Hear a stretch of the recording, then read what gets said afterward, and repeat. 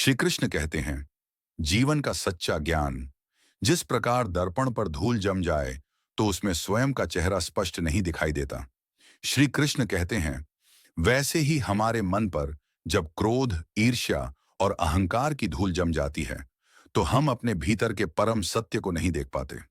मनुष्य का जीवन उसके दृष्टिकोण पर टिका होता है। जैसी उसकी दृष्टि वैसा ही उसका संसार।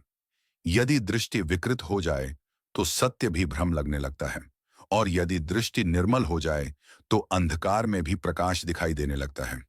श्री कृष्ण कहते हैं, विचारों से ही जीवन बनता है। जैसा तुम सोचते हो वैसा ही तुम बनते हो। कृष्ण कहते हैं, सम्यक दृष्टि यानी सही दृष्टिकोण जीवन की उस पहली सीढ़ी के समान है जिसके बिना आत्मज्ञान की यात्रा शुरू ही नहीं हो सकती। जिसने दृष्टिकोण को शुद्ध कर लिया उसने संसार के भ्रम से स्वयं को अलग कर लिया। ध्यान रहे, दृष्टि का संबंध केवल आंखों से नहीं, मन की गहराइयों से होता है। एक शांत मन ही सत्य को देख सकता है, और एक संतुलित दृष्टि ही दुख का अंत कर सकती है। जब तक तुम चीजों को जैसा वे हैं वैसा नहीं देख पाते, तब तक तुम उन्हें जैसा तुम चाहते हो वैसा ही मानते रहते हो, और यही तुम्हारे दुख की जड़ है। श्री कृष्ण कहते हैं, क्रोध और घृणा ऐसी आग है जो पहले हमें ही जलाती है।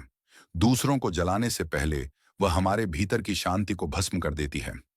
एक बार एक व्यक्ति ने श्री कृष्ण से पूछा, हे माधव, मैं हर समय दुखी क्यों रहता हूं? श्री कृष्ण मुस्कुराए और बोले, क्योंकि तुम हर समय अपने दुखों को पकड़ कर रखते हो, छोड़ना नहीं चाहते। जो छोड़ देता है वही मुक्त हो जाता है।